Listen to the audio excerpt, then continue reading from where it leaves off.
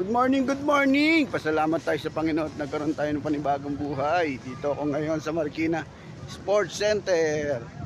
Siyempre, huwag kalimutang mag-subscribe sa akin, Jonathan Quinquito, at hit the notification bell para lagi kayo naka-update sa akin. Dito ako ngayon sa Marikina Sports Center. Walking, jogging tayo yun. Jogging. Walang event kaya pwede dito. Pag walang event, hindi pwede dito sa River Park kami naglalakad.